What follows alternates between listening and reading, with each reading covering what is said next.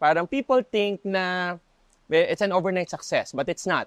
I did my research. Anyone can answer. How did BINI start? Paano nagsimula? Saan nanggaling yung BINI? Kailan ba nagkaroon ng BINI? Meron po kasing Starhan Grand auditions po noong 2018. So parang... So 2018 pa? 2018 po. Pero yung audition na yun, hindi siya specifically for girl group talaga. Meron for Pinoy Big Brother, The Voice, Tawag ng Tanghalan. So malaking auditions talaga siya. So with ABS? Opo, Okay.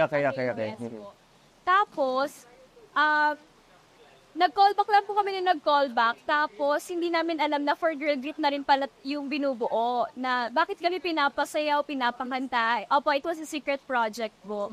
Tapos, na-house kami year 2019, May 17, 2019. 2019. Happy anniversary. Doon kami nag-start tumira po sa isang bahay.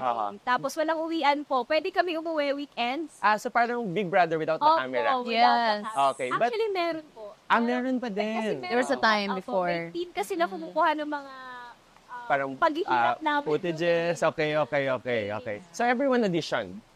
But prior to auditioning, meron bang magkakakilala na sa inyo or wala? Total As in, so strangers. zero connection and then biglang pinagsama-sama kayo sa isang house. Galing po kami sa iba't ibang Province. Oh, okay. And then you all went to Manila to audition? Yes po. No po. Hindi po. Meron mga provincial, so may mga satellite audition. And then, how was it like living together? How long were you living together? 4 years? 4. 3 to 4? 3 years. Wait, Yeah. nagkaroon ng pandemic, di ba? So, na-lockdown kayo magkakasama. Stuck at one house. We can't Okay. go out at any weekend or whatever. Oo. And then, so you cook your own food, and then lahat talaga. And then, those whole 3 years, training, coming up with your song. I'm curious kasi parang parang kahit saan ako pumunta, naririnig ko, Pantropiko, Salamin. Who makes your songs? And then even the choreography, tinatry kong aralin. Sorry, hindi ko nagawa. hindi ko na naaral in the last week. But who makes your songs? Who does the choreography? We got our songs from different producers, but specifically Pantropico and Salamin, they were produced by Flip Music. And then the choreography, Pantropico's chorus, Sheena did it, our main dancer. And Salamin, Coach Mickey did the chorus. So,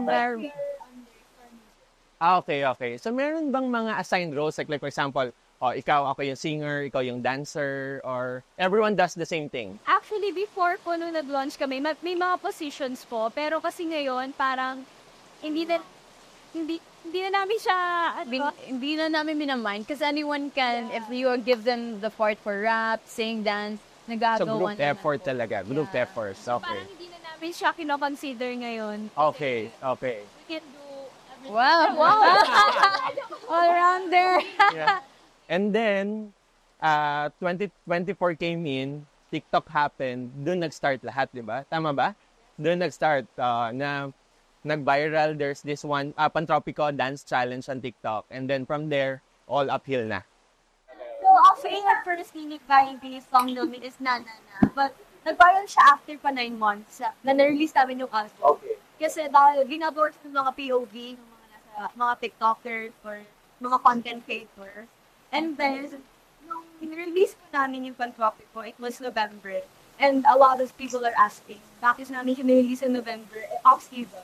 Pero, ang paniniwala sa namin sa Pantropico is yung summer thing. It's not about it's the thing. And I think it's the perfect time. Kasi na-milk yung Pantropico. And ngayon na March, May, mas na-appreciate siya ng mga tao. So I think it's the perfect time to release that.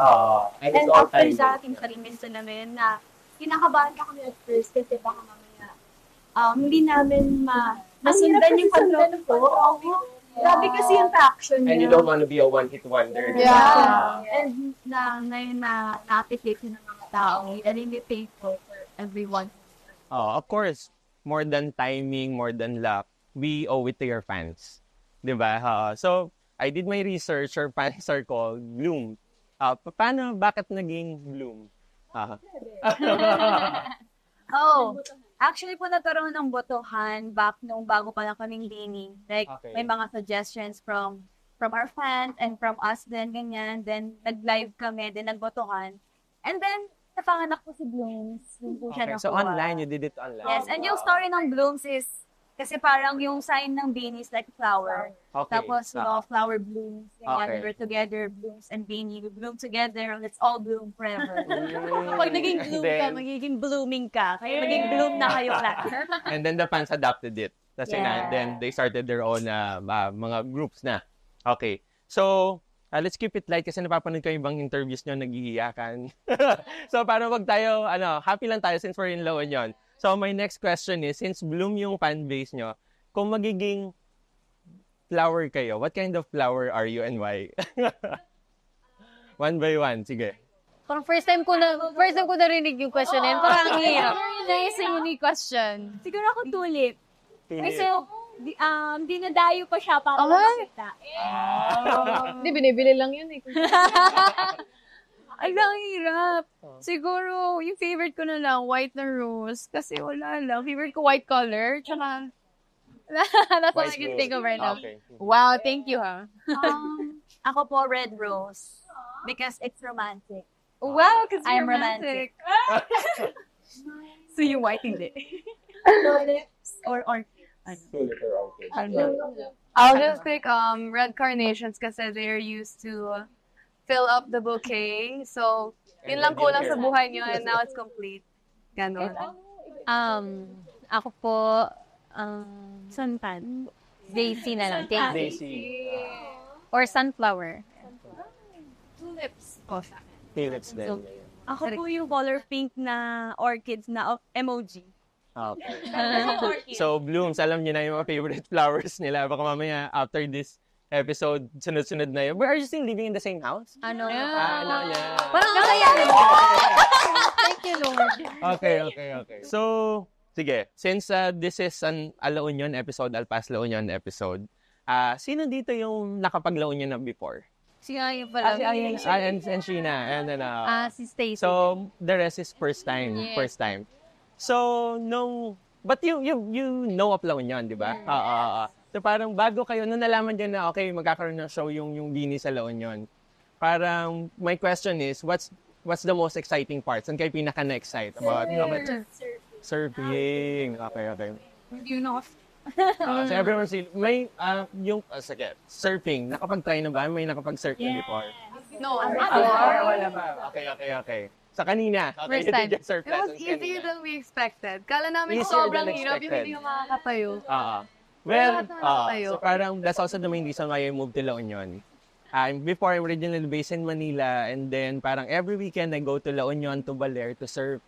Tapos at some point, wala pa nung SCTEX, wala pang TPLEX. So yung travel time namin, 8 to 10 hours every weekend. And we go.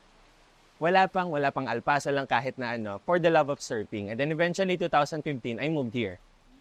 And then set up my businesses. So that's my story. It's also surfing. That's why I moved to La Union. So, pasadahan lang natin. But actually, La Union is not only about surfing. Para like what Aya did, she went here, tapos sumama siya doon sa run club namin. So, I'm going to throw at you parang options, 2 choices, tapos pili kayo kung alin yung gusto niyo. Okay? Sige. So, let's start with surfing or running, hiking? Surfing. Surfing. Surfing. Surfing. Surfing. Running or hiking? Running or hiking? running or hiking. Running or hiking?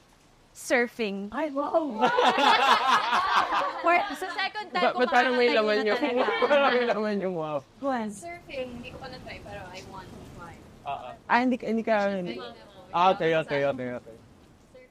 Surfing. Okay. So, since na-try nyo na kanina, how was it? May instructor tas tinulak kayo. Did you try paddling? You tried paddling. Nakatayo naman lahat. Apa. Nanginig lang. Sakto yung dating niya actually kasi may waves. Okay. So, next question. Kami mga surfers kasi, the best time to surf is either you wake up really early, we call it dawn patrol, para wala kang kagulo sa lineup, ikaw yung una, or you do sunset, kasi La Union is known for its really beautiful sunset. Umuulan lang ngayon, di natin nakita, but we have the best sunset. Para it could rival or these other sunsets in the Philippines. So my question is, are you more of a sunrise or sunset person? Sunset. Sunset. Sunset. Sunset. Sunset. Sunset. Sunrise. Sunrise. So, ikaw lang yung magang gumising. Ay, hindi na. Sunrise ko, pero hindi matutulog. At Okay. Hintayin na yung sunrise. Okay. sunrise matulog. Next question would be, do you prefer traveling solo or traveling with a group? Have you tried traveling alone? Ate Aya po. Yeah. Oo, alam ko siya, mahilig talaga siya that time mag-travel. I went here. I was solo when I went here. So, the rest of the guys, parang do you prefer traveling solo? Kasi sabi nila, if you wanna go fast, travel solo. But if you wanna go far, travel with a group.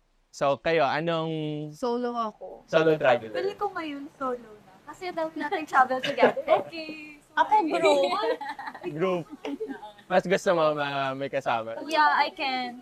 Ah. Pili ko pa maliligaw ako and baka kung ano mangyari sa akin mag-isa. Okay. Solo. Solo. With family po. With family. You prefer traveling with family? Sorry. Ako, I cannot live alone with a group. Solo. Gusto ko po ma-try mag-solo. You've never tried, Never, pero you want Yes. to do it. Ibang experience kasi I also enjoy din parang backpacking. Since we're at the beach, my next question is, what's your beach essential? Isang item lang na yung kailangan dala mo siya if you go to the beach. Shade. Sunblock. Yeah, sunblock. Shade. Camera po. Camera. Shade. Phone ko po. Curious lang ako, bawal ba kayo umitim? Or may strict ba yung management? Gusto ko na ako umitim eh. Parang hindi ko maghanap. Hindi po kami. Ang sobrang... Oo, kasi parang especially if you go to the beach, hindi mo talaga may iwasan, di ba? But you love going to the beach. Okay, enjoy naman. Enjoy so far. So, medyo serious ulit tayo. Parang after that, viral na ngayon, sobrang sikat niya na. Parang, can you still go out na parang pwede ba kayong pagpunta sa mall na hindi kayo... Kasi, I know, medyo nagiging news pag nagmo-mall show kayo. As in, dinudumog talaga yung parang, ano yung mga major changes since na from last year as to, let's say, 2 weeks ago? Okay. Wala pa naman po kami dun sa level na tatagang Hindi na kayo makakain outside. Tsaka siguro mas challenging kasi hindi kami nakakapasok talaga sa mga iba't ibang stores. Kasi syempre may mga endorsement. Okay. Tsaka bawal tayo lumabas na walang ayos. So, dapat laging presentable. Kasi anytime, baka makitaan ka ng magandang brand, tapos makita yung dugo. Everywhere. Hoodie, mask, cap, gano'n. But definitely, parang, ano yung major change in your life now as compared to parang remember all your struggles nung nag-start kayo 2018, 2019, and then finally, eto na, yung hinihintay nyo lahat, di ba? Parang ano yung pinaka-major change na you would say? Parang ano yung pinaka-nabago sa inyo being part of Beanie? Ako, I think, masaya kasi marami nakaka-appreciate sa'yo kahit anong gawin mo. Pero at the same time, nandun din yung risk na, baka pag may nagawa ka, isang pagsakit, isang iglap na babagsakan. Lahat ng tao nakatingin sa'yo, so you have to be more careful kasi yung influence with it is malaki. Malawak na yung reach, so you have to be more careful sa lahat ng gagawin. Ako po, ang daming nagpapa-video greet. Video greet. Kada uwi ko sa hometown sa Cebu, parang, imbis na you wanna rest, ay, pwede pa video greet? Pwede pa video. Pa lang ng May listahan. And siguro yung nakakapag-provide na kami for Yes, ourselves. yeah. And for family. Ganda. Kasi parang nakita ko din, parang I don't wanna, kasi ayokong umiyak kayo. Parang nakita ko yung mga previous videos niya, parang most of you are breadwinners. Diba? Tama, breadwinners. And now na parang you're earning money, and then nasa-support nyo na yung mga family nyo sa respective provinces. Parang all your immediate family, especially those ones who come from the province, nandun pa rin sila. Okay. Next question. Kung halimbawa walang Beanie, what do you think yung ginagawa mo ngayon? Parang kung halimbawa hindi kayo member nung Beanie. Kasi for example, akala ko magiging lawyer ako, tapos biglang, wala na ako sa law nyo. No. Parang I took Paul's side, akala ko gusto ko maging lawyer. Hindi pala. ayoko magbasa. So, yun. At saka mag-memorize. Oo, at mag-memorize. Tama. So, kung halimbawa walang Beanie, ano sa tingin niyo yung ginagawa niyo ngayon? Students. Ako, graduate na ako. Siguro ako din. Business. Business. Mhm. I've been thinking about law, di ba? Kami ni Ate Colette. Pero it's too long and too much. 4 years. Yeah. Siguro, tulad din ko na-graduate na kasi magka-year kami. And I think siguro hindi ko ma-unleash yung creativity ko when it comes to arts. Kasi dito ko na, parang... Yung potential mo. Okay, kaya ko palang gawin. Me po, feeling ko, I would have pursued medicine. Kasi all my friends from my province, Wow. lahat sila medtech ng kinuha. Okay. Kasi talagang hindi talaga yung sa utak ko na doktor, biglang nagkanan. Nagkanan na. Kaliwat kanan. Oo. Ako po, pili ko, gusto ko talaga mga artista po. Artist time. Or Yan reporter. talaga. Yeah. Gusto sa harap ng camera. Camera. Yeah. Ako po, gusto ko po maging flight attendant. Sa airplane talaga. Flight attendant din. Okay. That's it. Parang alam ko meron kayong big concert coming up. Diba? June 28. So parang any last word for your fans? Invite niya sila. What's next for Beanie? Ano pa yung mga... Also, syempre, parang by the time we air this, hindi kasi real time, pero tomorrow you're gonna have your concert here in Alpas, di ba? Tama? Mm-hmm. So ano pang next? Ano nakaline up for Beanie? Yung pwedeng sabihin, yung pwedeng i-share. Yung masabi lang namin, syempre magkita-kita po tayo sa 8 to 30 June, this June po, para sa concert namin. And pupunta po kami sa California po for ASAP this August 3. Wow. Okay. Nakita po tayo dun. Sa ngayon yun po muna, pero madami kami surprises this year, so abangan niyo po yun. Okay. To close it off, para lang interesting and then we end light then. Di ba yung Philippines composed of 7,107 island? Okay. Kung papipiliin kayo, kung halimbawa, pipili kayo ng isang islang pantropiko sa Pilipinas. alin yung pipiliin nyo and bakit? Aling islang pantropiko sa Pilipinas? Ako, Siargao, para mapuntahan naman natin yung Alpas doon. Okay. Galing. Showbiz na to? Sa Siargao. Ba't Siargao Okay. pinili? Gusto ko puntahan. Siguro, Palawan. Kasi ang daming Ganda rin tourist Palawan. spots doon. And hindi taga din yung mom ko. Saan sa Palawan? I used to live there. Palawan, Brooks Point. Okay. Brooks Ganda. Point, Palawan. So, yeah. Ako, babalik rin naman ako dito eh. Yun. Sure na akong babalik ako dito. So, laon yun. Since sa taga Bohol po ako, so Bohol or Siargao. Ako po, Sorsogon. Donsol, Whale Shark. Ako, La Union. Siyempre, I love the waves here. Nice. Good answer, yeah. LA din po, kasi ito yung place na pinaka nag-enjoy ako for the past few hours. Okay, maraming salamat. Thanks for coming over. Really excited for what's next for you guys. Good luck sa concert tomorrow here in La Union. Good luck sa big first concert nyo.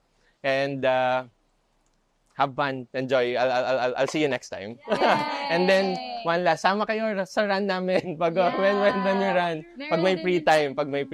Meron din, di ba po? So here we run every Wednesday and Sunday. Okay, salamat. Thank you.